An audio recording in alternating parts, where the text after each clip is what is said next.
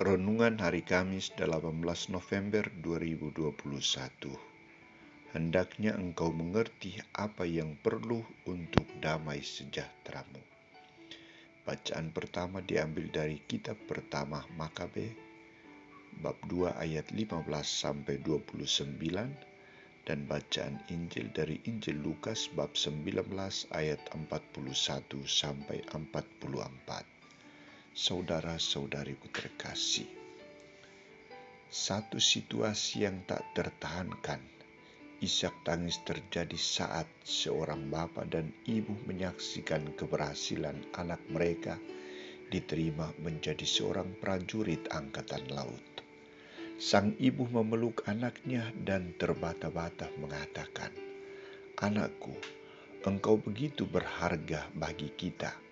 Tuhan sungguh adil dan sangat memperhatikan nasib keluarga kita, khususnya perjuanganmu, anakku.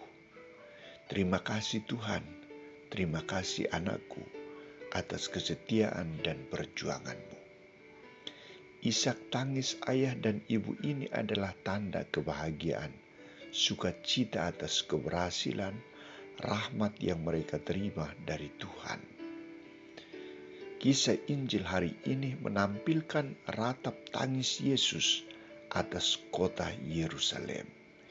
Isi ratap tangis Yesus adalah, "Wahai betapa baiknya jika pada hari ini juga engkau mengerti apa yang perlu untuk damai sejahteramu. Tetapi sekarang hal itu tersembunyi bagimu, sebab akan datang harinya bahwa musuhmu akan mengelilingi engkau dengan kubu, lalu mengepung engkau dan menghimpit engkau dari segala jurusan, dan mereka akan membinasakan engkau serta dengan pendudukmu, dan pada tembokmu mereka tidak akan membiarkan satu batu pun tinggal terletak di atas batu yang lain, karena engkau tidak mengetahui saat bila mana Allah melawat engkau." Saudara-saudariku terkasih, isi ratapan Yesus ini menampilkan 3 hal penting untuk direnungkan. Pertama, mereka menutup mata dan hati untuk menerima dan mengetahui rencana keselamatan Allah yang diberikan kepada mereka, baik melalui utusan para nabi maupun melalui Yesus Kristus sendiri. Banyak nabi diutus Allah untuk menyerukan dan mewartakan karya keselamatan Allah. Tetapi mereka tetap tidak taat dan setia. Mereka membangkang dan ada gerakan penolakan terhadap Allah.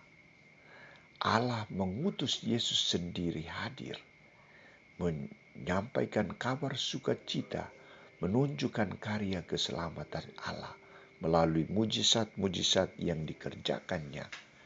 Namun mereka pun menolaknya. Mereka tidak menerimanya.